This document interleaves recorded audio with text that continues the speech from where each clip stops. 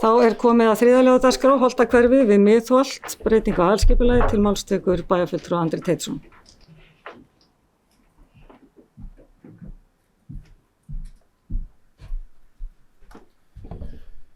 Forseti, ágætu bæjarfulltrúar, af mörgum bókunum skipulagsráðs held ég að þessi sé það mesta torf sem ég hef lent í, þannig að ég búin að skjóta inn í nokkrum skýringum til að reyna að gera þetta skiljanlegt, þetta var fyrir mig sjálfan og vonandi einhverja fleiri.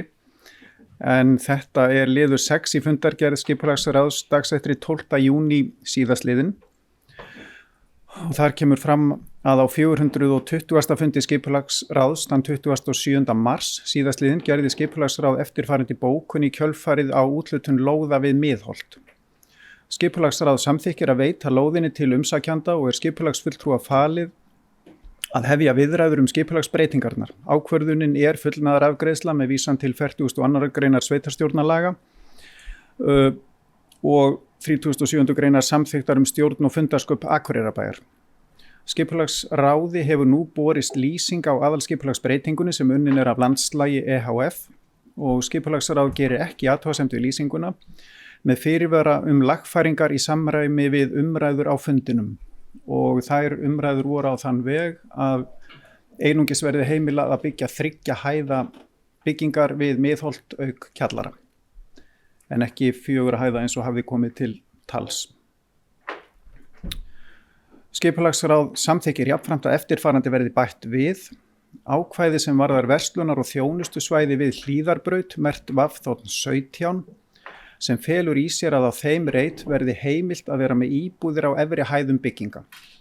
Og þarna verið að tala svæði eða reit nálægt stóru gatnamótunum á Hlíðarbraut og Hörgárbraut,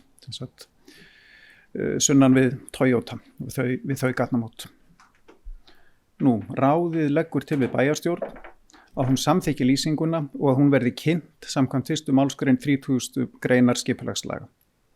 Og loks tilskýringar að samþykki á skipulagslýsingu þýðir einungis að skipulagsferlið hefst eða heldur áfram og það mun seinna koma að auglýsingum og umsagnarferli og þess áttar þannig að þetta rétt að fara af stað núna.